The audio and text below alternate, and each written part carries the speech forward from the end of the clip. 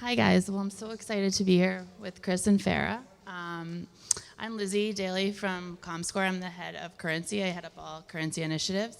I'm going to let you guys introduce yourselves. Fara. Hi, I'm Fara Leff. I am the COO of Klutch Sports. Hey guys, most of you met me yesterday. I'm Chris Davis. I am the CMO and SVP of merchandising for New Balance.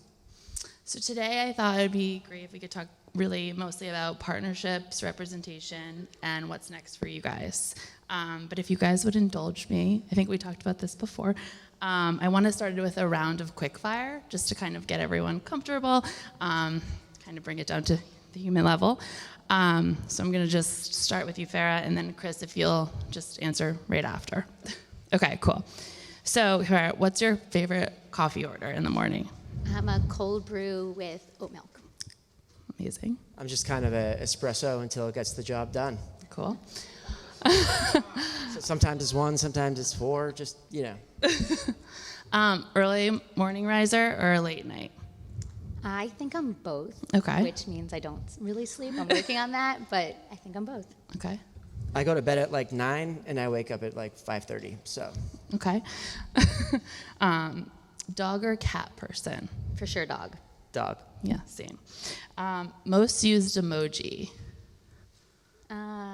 Probably smiley face. Okay. The 574.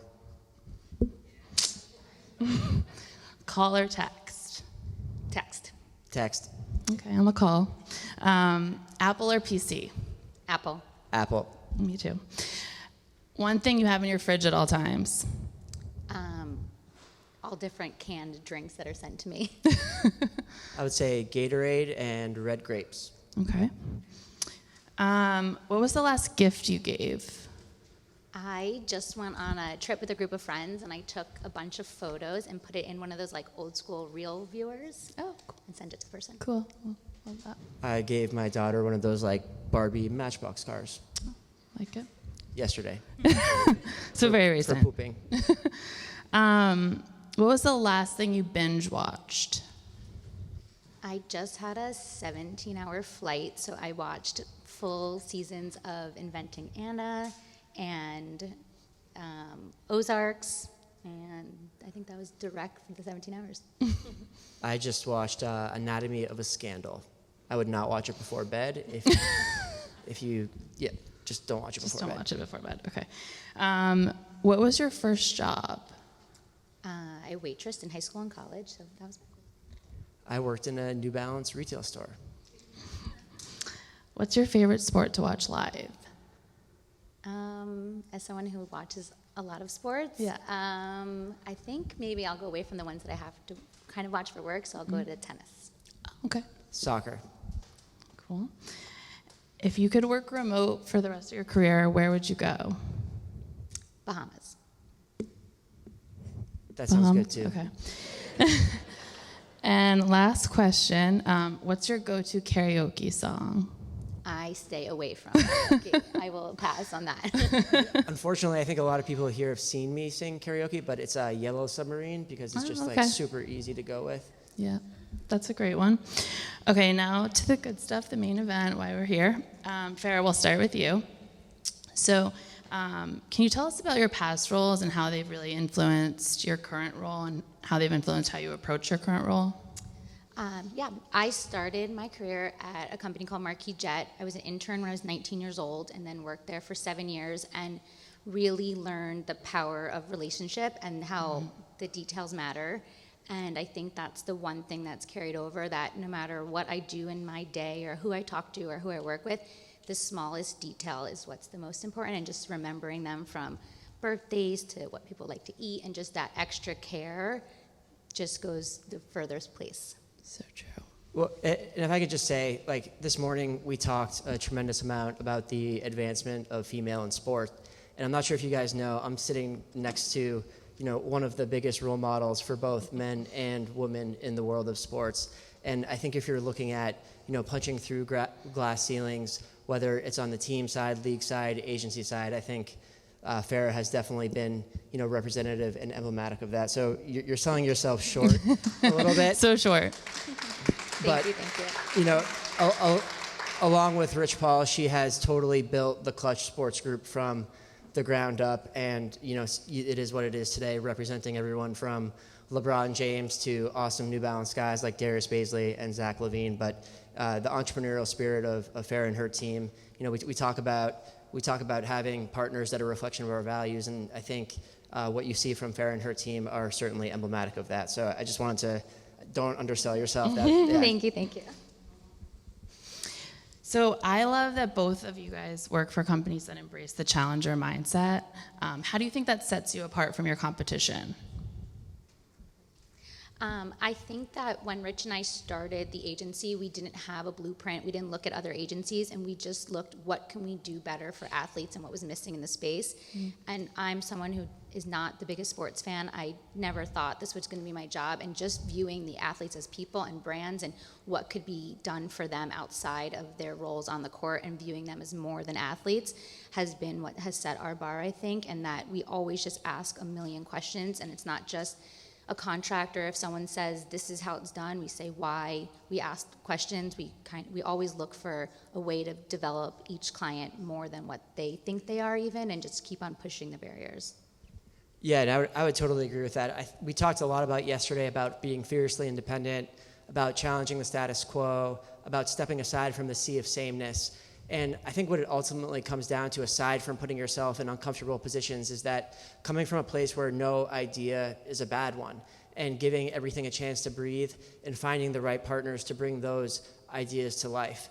And I think a great example of a Klutch and New Balance idea that is truly representative of a challenger brand is when Darius Baisley first came to our office. So Darius, arguably most swag in the NBA, at least in my opinion. And in his. He was a pimply-faced 18-year-old who decided to skip Syracuse and would just go directly into the NBA draft. And it was Fara, Rich, myself, Darius, his mom, and a couple of other people in the room.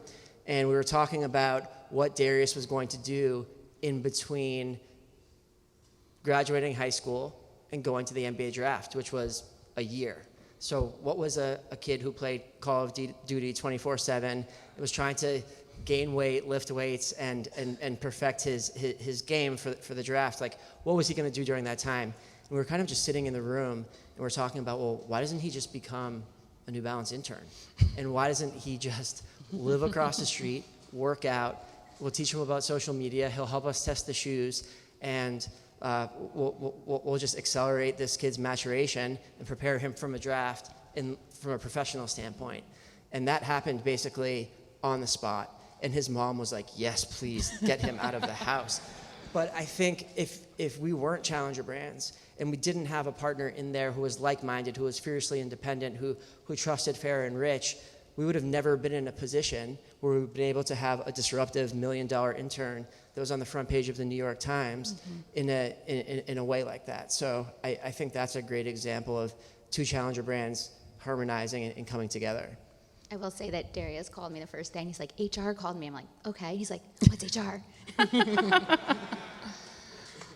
I think that's a perfect example of how challenger brands really are experts in disruption, and how you are challenging and disrupting your space. So, Fara, why do you think the partnerships that you have done with New Balance have been so successful?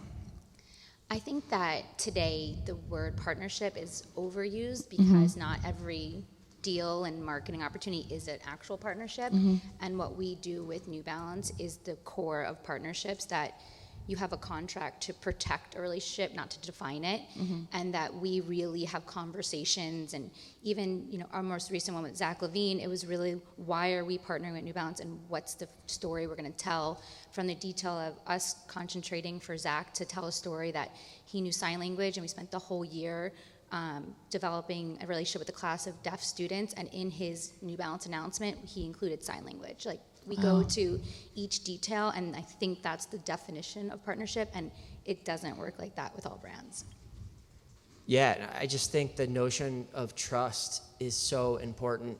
We've spent the last day and a half talking about consumer-facing activations and consumer-facing partnerships and consumer-facing ambassadors, but what the consumer doesn't see is the business-to-business relationships that there are and how important trust is in that equation. And being able to have a partner that you unequivocally trust, that's going to challenge you, you're going to challenge them back, you're going to push each other to redefine industry expectations. I think that's where it really comes from. And there will always be hiccups, right?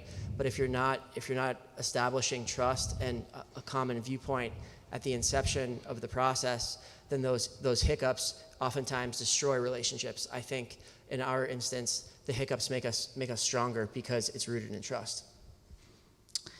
Fara, being one of the power players in your space, can you talk to us a little bit more about representation? It's something I hold at the highest regard, representing athletes and people and brands. And I always tell our entire team that no matter where we go and what we do, we're representing our company, our clients, and everything we do. And it's a really big pressure to put on people, and it's something I think about every day. And we were just meeting with our rookies in the NBA draft, and I was like, it's a different time. There's a camera on you at all times. What you represent and who you represent it's not something you can turn on or turn off. And I think at Klutch, we try to find that with, every employee. And every time I hire someone, I look at what they represent. Does it match with what we represent? Does it match with what our clients represent? It gets continually harder and harder, but I do think it's one of the more important things at an agency that we're always thinking about those factors and those foundational points of what we represent and who we represent.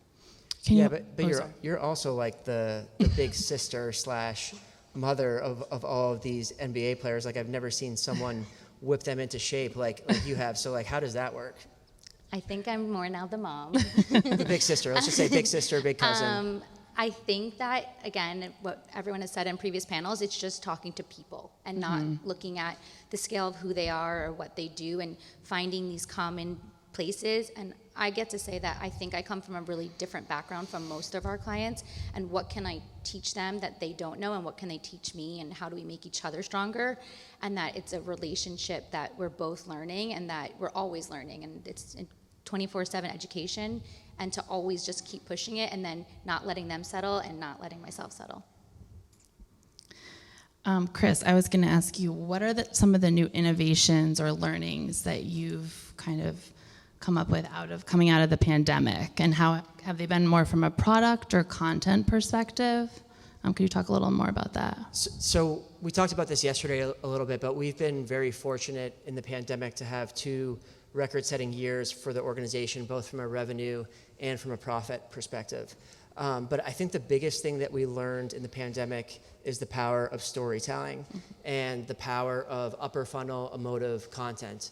Prior to the pandemic, we were really in a situation where we had like a fully balanced funnel with maybe a little bit more than we would like on the conversion side of the equation. But with the pandemic, as all of you guys know, supply chain issues, plus everybody wanting to get outside, run, buy shoes instead of buying concert tickets, we had a huge scarcity model on consumers really not being able to buy as much product as they would like.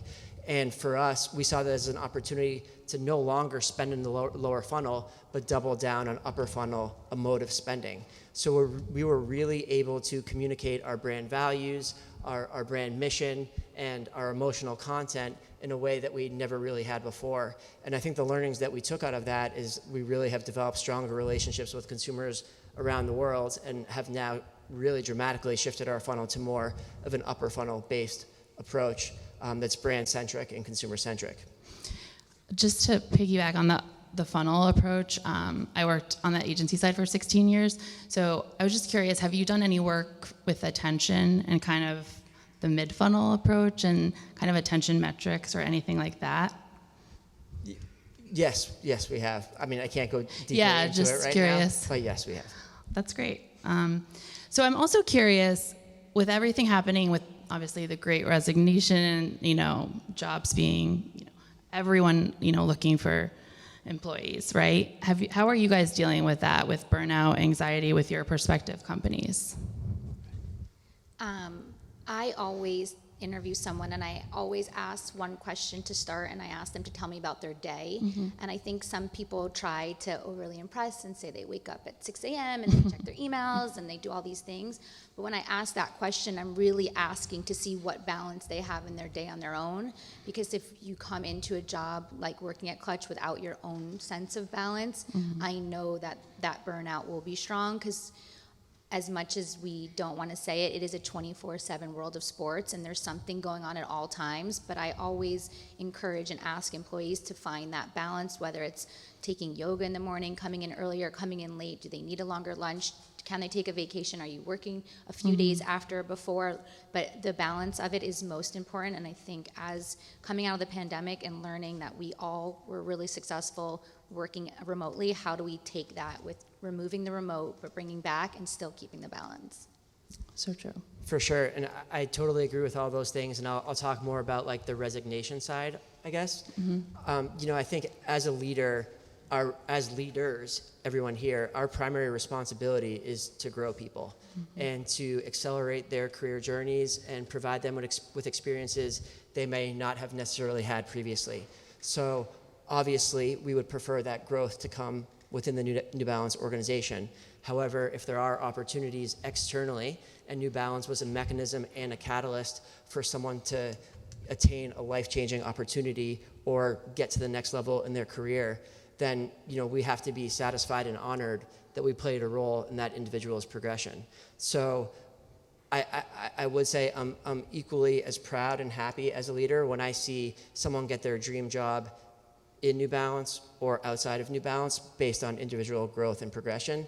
That's our role. No one's going to remember what our revenue was last year, but they will remember how you treat them and what you've done for them. And I think whether you're managing 1 people or 400, that's how you have to look at it. You have to look at career growth, personal experience, and what you're doing as a leader to accelerate an individual's well-being. Couldn't have said it better. So kind of for both of you, Chris, have you found that since shoes are such a personal choice, you've been able to create more authenticity around it? And then kind of piggybacking on that, do you think that most of the deals that you do with the athletes surrounded around shoes in that category, or are different categories resonate higher? I don't know who wants to go first, either or. So if I understand the question, is shoes a personal choice or yes, because it is such a personal choice, right? You can create a greater sense of authenticity around shoes with partnerships, right? For sure. So I think with all of our partnerships, there needs to be an authentic fandom of that individual that exists prior to working with New Balance. And we would never want to work with someone who didn't truly intrinsically understand what our brand represented. You heard it from Joe, you heard it from Free, but these were individuals who understood the values, the history, and the vision of Clark's and New Balance. So when you have that mutual love, when you have that mutual respect, that's when beautiful stories come to life. We always lead with the story versus leading with the product. And having the values and the mission and common vision then creates a good story, and then that in turn creates a good product. But we all know that trends are manufactured. Every trend that exists is manufactured. Not all of them hit, but they're all born from exceptional stories regardless. Well, when it comes to athletes, we always say, what's the most organic? Obviously, they all wear shoes, so that is one of the first categories you think that's organic. But what's changed in the last 10 years is the way you partner with brands and the way you do those organic partnerships. And it's not what the dollars look like or what the brand will offer. It's what the story that both people can tell. And New Balance does it better than anyone by really honing in on that person and why you're partnering with them and what story you're going to tell. And I think it's lacking in a lot of brands. And so when we make those decisions, we talk to the clients and we say, you might have been from day one thought this was your brand, you would never not wear this, but listen to every story and hear why they want to work with you and why you want to work with them. And it's not just about the shoe anymore. Obviously, protection and comfort and wearability is number one, but it's really about what that partnership will do for you and the brand. Yeah, Lizzy, if you don't mind if I could just expand on that. Yeah, of course. So we've talked a lot about partnerships, and we've talked a lot about sponsorships and ambassadors, and I think the most important thing is to activate them. There are so many instances where brands have partners or sponsors, and they just collect this roster, and they collect a group of people that they think are emblematic of what their brand represents, or they collect people that they think are going to drive revenue. The most important thing is to tell the story. And we talked about this yesterday. We take a fewer, bigger, better approach. We want to be the most boutique sports marketing brand, most boutique entertainment brand in the world. Why? It's not because we don't have the budget to sign and partner with more. The answer is because we want to activate the story. We want to make sure DeJounte Murray has a story about him in Seattle. We want to make sure Zach LaVine has a story about why he's in Chicago and what type of player he is. If the athlete has a voice, he or she, that's our responsibility to give them the platform to tell their story in a way that's authentic to our brand. And I will say that, using DeJounte Murray as an example, like his meeting to go over his sneakers for the season, the amount of detail that the New Balance team brings to him, this ideas that we didn't even think of about, so personal to his family, to his high school, to his college, and those details that come into his sneakers that when he wears them on the court, it makes a different story to be told that we didn't even expect. So it's amazing that you can partner with someone who brings you more than you can even think to bring them. Those are the best kind of partnerships. So Fara, what's a typical day look like for you? And what's the hardest thing about your day? And what's the best thing about your day? I think the best thing is that I don't have a typical day. Yeah. I think literally every day is different, from whether it's, we went through the NFL draft, which was our first live green room, which was an unbelievable experience, 14 guys drafted into the league. And then everything that comes after that with our amazing team that handles so much. And then, Rich and I started the company 10 years ago. We were 2 employees for almost 4 years, and now we're 60 plus employees. Wow. So that's another part of my day, is dealing with that. So I think the hardest challenge is the growth and learning how to deal with the growth of it. And the best part is that there's no typical day. So for both of you guys, what has been a big risk that you've taken in your careers that has paid off? The biggest risk that's paid off for you both. So Chris, you can go first. I would say, we talked about this yesterday, but it's constantly putting yourself in uncomfortable positions. And I won't talk about it individually, but I will talk about it organizationally. I think over the course of the last 6 years, we have taken a tremendous amount of risk. We are the ultimate challenger brand in our industry, and in order to grow, we have to have new category entry. Obviously, there are 2 major players within our industry that own all of the biggest sports in the world. And for us, having the audacious approach to get into a sport like basketball, to get into a sport like world football / soccer, and do it unapologetically, is a risk. You always have the fear of looking stupid in front of consumers by entering entering a new space in a way that's different, and challenging the status quo with everything that you do.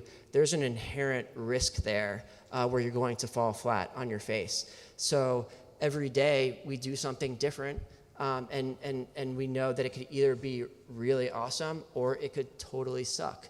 And I think a great example of that was providing, the world's super agent with his first ever collaboration. And 2 years ago, Rich, myself, and a few other people were sitting in a room, and he had this idea of doing a sneaker collaboration. And at that point in time, no agent had ever had a sneaker collaboration. And he was like, no, this isn't going to be about the agent. He was like, I want people to think that I'm the Black Steve Jobs. I'm like, you are. But we went down this path, and we co-created an amazing story, an amazing product with Rich Paul, and it ended up being, one of the hottest shoes in the world. For a week, we had over 110,000 people in queue on NewBalance.com to buy the product, and it was one of those moments where I was like, okay, this is either going to be awesome, or people are going to be, WTF was New Balance thinking? And I think we proved to ourselves that, when you take that risk, if the story's right, if there's trust, if the partnership is bulletproof, then I think only great things can happen. Well, I guess both of our risks include Rich Paul. I was 27 years old and really great place in my career and what I thought would have been my career. And I got a BBM from Rich, and it said, "What did you major in college?" And I didn't really ask many questions, but I said marketing and finance. And then he said, "I'm going to call you tomorrow." And then he gave me this idea of why he was going to start an agency and what he wanted to do. And then the next day I said I was in. And we had no plan, we had no office, no employees, no registered name, nothing. It was just this idea, no money coming in, nothing, and just really took the risk believing in him and just the idea that we could do something different. Wow, it's a big risk that paid off in a big way. That's great. What about your most memorable career moment? It's a big one, I know, but I think it would be an awesome story from both you guys. Well, the real answer is that I really think I get to create amazing memories every year because I go through the process of having, new draft classes, new big moments for every client. But for me, I think as this idea that I took this risk and did this company, I think 2016 was just something I'll never forget, where we had three clients on the Cavs championship, and then we had the number one pick in the draft, and they were literally the same day. So the Cavs parade was on one day, and then the draft was the next day. So the idea that we could celebrate our vets in a championship and have our first number one pick in the NBA draft, it just kind of was like, okay, we're doing something right. We've got this going. And it was just this moment that I think Rich and I don't really sit back and celebrate, but when I look at that moment, it just was something that I don't think anyone would have expected for us, and just kind of surprising everyone. That's awesome. Yeah, I would say there's not one most memorable moment, but I think what we do try to do is just create defining moments and move on from those defining moments and get better each time. So whether it's opening a world-class track and field facility and the goal of having 2.5 billion impressions on that opening coming to life, I think, that's a defining moment. To sign someone like a Kawhi Leonard launching into basketball for the first time without even having a shoe, in a business where Nike has 95% market share, that's a defining moment. So I think, if you're doing it right, every like Fara said, every moment will be memorable, but I think only few will be defining. And I think the hard thing is to make the next defining moment more prominent and more memorable than the previous. Amazing. Thank you guys so much. Sorry, I didn't mean okay. to jump No, in. I know that we have some time left, but I definitely wanted to open it up for questions Yeah, because of course. I know that we'll have a lot of them. And thank you, as we can see here. But right here. So, Fara, I know you went into a new space years ago, and you mentioned paying attention to detail was super important to you. But can you share a little bit about how you navigated such a new space, and what do you attribute to your success, and when you're navigating a new space for someone who might be going to something different? What's your advice for the young professionals out there that don't know what they're doing?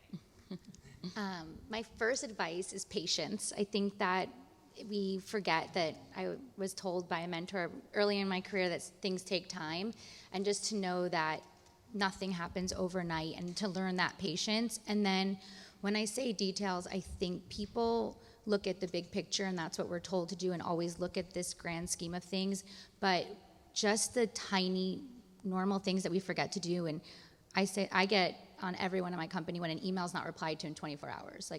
I know we're all busy, but every email should be just as important. And whether it comes from an assistant, a VP, a CEO, a CMO, whatever level, that title should not matter, and it's the person that you're talking to.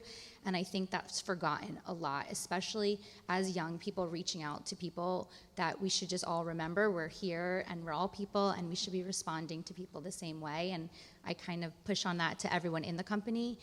And I think when you can, just like that follow-up note and just remembering something from the conversation and following up on that is kind of what I did throughout my career. So my question is more around in the time of NIL right now.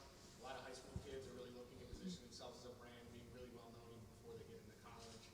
So from the agency side, what kind of risks or opportunities do you see? And from a brand side, Chris, you mentioned like Nike, right? So especially around basketball, kids want Jaden Newman or Paige Beckers or whatever, those kids are probably locked down with their AAU team, whether it's EYBL or Three Stripe. What are you guys thinking about NIL and what's the importance of you at the grassroots level? NIL is a really complicated space, and I think that we say the words NIL so lightly, and I think that's the biggest problem, that we're talking about someone's name, image, and likeness, and we're putting a price tag on it. It's not something I would do for any person.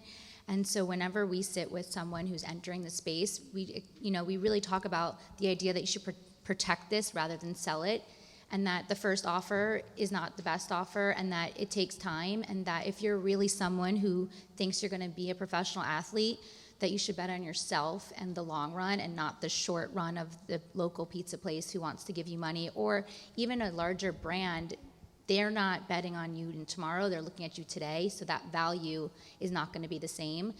And I think the hard part is that we see on social media these large number deals and all these things, but we don't know what's real, and so families come in with an expectation that's not always right. So I think my biggest suggestion is to really research the space, and that it's not just about selling your name and likeness, it's about protecting it. I would totally agree with that. I think, first of all, I think NIL is necessary, and I think it's a tremendous opportunity. And what I know it's not is a community or a database, which I think a lot of brands are looking at how many influencers they can collect via NIL. I think you have to look at it the same way you would look at any partnership, and truly look at it on an individual level, like Fara said. I do think NIL is going to be particularly powerful for the female athlete. From everything that we have seen, I think it's going to propel young ladies in sport, in the NCAA, to eventually get that level of investment, marketing dollars, and platform and podium that the young men are getting. So to me, NIL is probably more attractive on the young ladies front than it is on the men. And I think the majority of the deals that you will see, the prominent deals that you'll see, will be focused on young ladies versus a lot of young men. Great. Right here. The man with all the questions.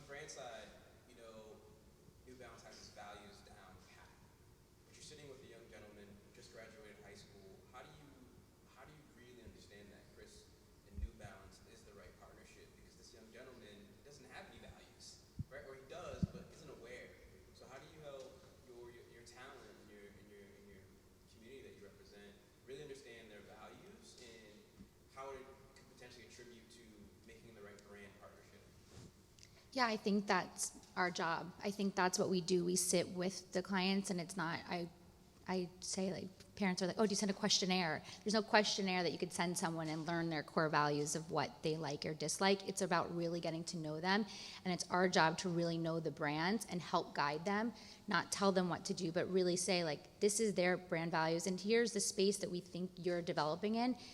They're not always lifetime partnerships, but I think that we get to the core that this is why we think this is a good meeting for you to take. Let's take this meeting, come out of it, and let's discuss. And I think once they have a few meetings, they start to see what the difference in the brand values are and what resonates with them the most. Yeah, I would agree with that, and I would go back to the business-to-business component and the importance of that relationship and the trust.